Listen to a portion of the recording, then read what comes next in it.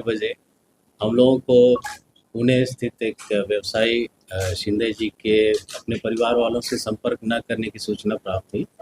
परिवार वालों के द्वारा ये बताया गया कि 11 तारीख को रात्रि में ये पटना एयरपोर्ट उतरे थे और उसके बाद से उनसे संपर्क रात में एक बार हुआ था, उसके बाद से संपर्क नहीं हो पा रहा।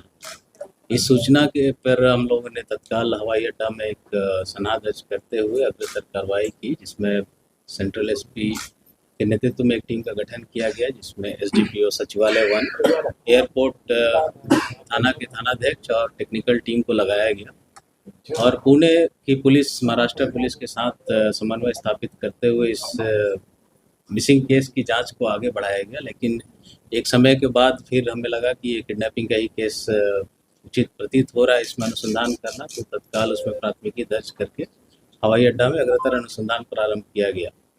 अनुसंधान के क्रम में जो टेक्निकल एनालिसिस की गई, उसमें अपहरणकर्ता के द्वारा जो गाड़ी यूज़ की गई थी उसको सबसे पहले लोकेट किया गया और उस गाड़ी की बरामदगी वैशाली ज़िला से किया गया, जंदाहा थाना से उसके मालिक को भी गिरफ्तार किया गया।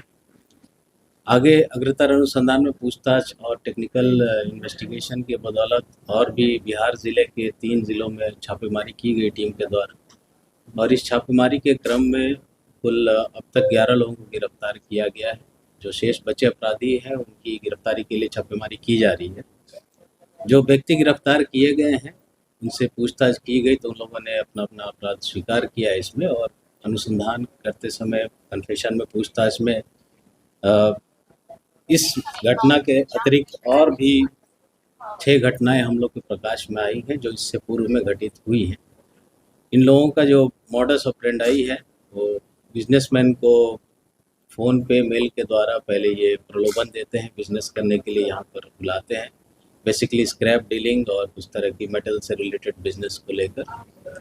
और जो व्यवसायी इनके झांसे में आते हैं उनको यहाँ बुलाते हैं पटना में और एयरपोर्ट से ही उनको किडनैप करके ले जाते हैं। फिर यूपीआई के माध्यम से या अन्य माध्यमों से उनके द्वारा पैसा एक्सटॉर्ट करते हैं, पैसा अपने अकाउंट्स में ट्रांसफ़र करते हैं या एटीएम के द्वारा उसकी निकासी करके फिर व्यवसायियों को छोड़ दिया जाता है। पूर्व में घटित घटनाओं के संबंध में हम लोगों ने इन्वेस्टिगेशन के दौरान जो भी हमें पता चला उन सभी व्यक्तियों से संपर्क किया गया है। कुछ लोगों के द्वारा अपने पेरेंट थाने जहाँ के वो मूल निवासी है वहाँ पर कांड दर्ज कराया गया है। जहाँ पर लोगों ने कांड दर्ज नहीं कराए हैं वहाँ उनसे हम लोग एप्लीकेशन लेकर और यहाँ प्राथमिकी दर्ज करके उन केसेस का भी अनुसंधान हम लोग प्रारंभ कर रहे हैं और इन सभी अपराधियों को उन कांडों में भी रिमांड पर लेंगे। इसके पहले की घटनाएं जो सामने आई हैं अभी तक 25 जनवरी, 6 फरवरी, 16 फरवरी को 2 घटनाएं हुई हैं। एक 27 मार्च और एक 27 मार्च का एक और है जो नालंदा में केस हुआ है, बिन ऑलरेडी रजिस्टर्ड है। अलग अलग व्यापारियों से इन लोगों ने अलग अलग अमाउंट एक्सटॉर्ट किया, 7 लाख से लेकर 30-40 लाख 50 लाख तक के अमाउंट भी एक्सटॉर्ट किए गए हैं इन लोगों के द्वारा। इनका मुख्य सरगना जो पहले से इस स्क्रैप के कारोबार में रह चुका है उसको अनुभव है इस धंधे के बारे में, जिसके बदौलत वो झांसा देकर लोगों को बुलाया करता था। उसकी गिरफ्तारी भी हुई है, उसके पूछताछ में कई अहम सुराग भी हाथ लगे हैं। उनकी सारी संपत्ति के डिटेल्स इत्यादि हम लोग खंगाल रहे हैं और आगे इन पर कड़ी से कड़ी कार्रवाई की जाएगी। इस पूरे अनुसंधान के क्रम में और गिरफ्तारी में मैं ऑन रिकॉर्ड कहना चाहूँगा कि बिहार ज़िले के नवादा ज़िला, नालंदा ज़िला और गया ज़िला की पुलिस, वैशाली ज़िला की पुलिस का बहुत सहयोग रहा हम लोगों को। इसके साथ साथ इस राज्य के बाहर की भी पुलिस का भी सहयोग हम लोग को प्राप्त हो रहा है और हमें उम्मीद है कि हम लोग जल्द से जल्द वहाँ भी जो अपराधी गए हैं उनकी भी गिरफ्तारी करने में सफल होंगे। इस केस को बहुत ही गंभीरता से लेते हुए हम लोग का प्रयास है कि जल्द से जल्द इसमें आरोप पत्र दाखिल करें और स्पीडी ट्रायल चलाकर इन सभी अपराधियों को सजा दिलाएं। युक्ति की क्या भूमिका थी? युक्ति की क्या भूमिका थी जिसकी गिरफ्तारी?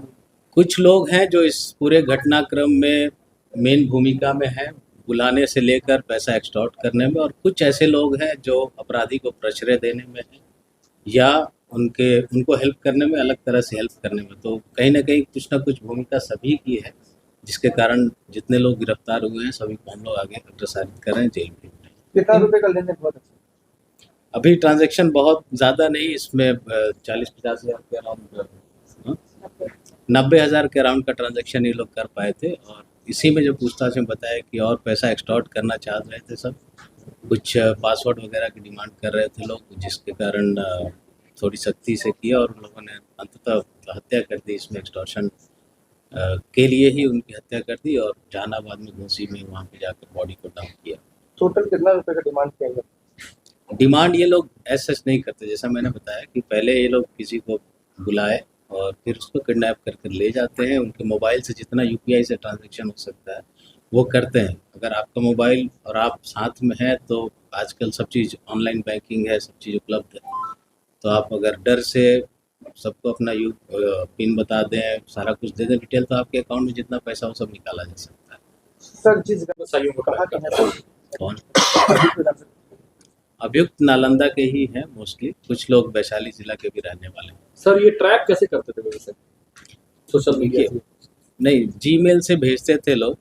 जीमेल से एक और अपराधी है जो इनका सरगना कह लीजिए या मुख्य अपराधी कह लीजिए इस संगठन में, जीमेल के माध्यम से व्यवसायियों को प्रलोभन देते थे कि आप इस बिजनेस में, स्क्रैप का बिजनेस है या कोई भी बिजनेस के लिए हम आपको इतने करोड़ का ऑर्डर देंगे, उस सिलसिले में आप लोग आइए मिलिए। तो कुछ दिन मेल भेजते हैं, मेल पे अगर जवाब आया किसी का तो फ़ोन पे बात करना शुरू करेंगे लोग, और कोई अगर झांसे में आ जाता तो उसको फाइनल डीलिंग के लिए बुलाते थे कि पटना आइए एयरपोर्ट पे, यहाँ से हम चलेंगे और जाके देख लें। तो जीमेल एड्रेस कहाँ से मिलता था सर इन लोगों को?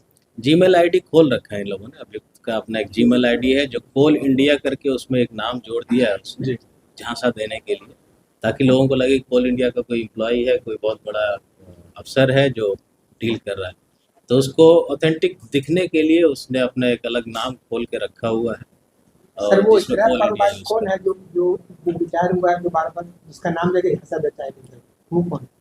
स्क्रैप जो एब्सकॉन्ड कर रहा है, नहीं, एब्सकॉन्ड नहीं, वो पकड़ा गया है। क्या? एक तो मुन्ना है जो पहले इसको डील किया, मतलब स्क्रैप के बिजनेस में पहले से था, जिसको आइडिया है इस पूरे बिजनेस के बारे में, रंजीत पटेल, जिसकी गिरफ्तारी हो चुकी है। पूछताछ में उसने ही सारा कुछ बताया है, बट वो बुलाने का ज़्यादा काम करता था। उसके अलावा जो एक और आदमी जो यहाँ एयरपोर्ट से ले जाता था वो अलग व्यक्ति है, उसकी छापेमारी हम लोग कर रहे हैं। होपफुली जल्दी वो भी गिरफ्तार हो। सुमित फरार है क्या सर? जी, कौन है सुमित? क्या भूमिका? वही है जो एयरपोर्ट से हर बार बिजनेसमैन को ले जाता था, यहाँ से फिर हिस्सा ले जाता था उठा के। सुमित की गिरफ्तारी के लिए हम लोग छापेमारी कर रहे हैं। उम्मीद है कि आज से कल में हम लोग उसको भी गिरफ्तार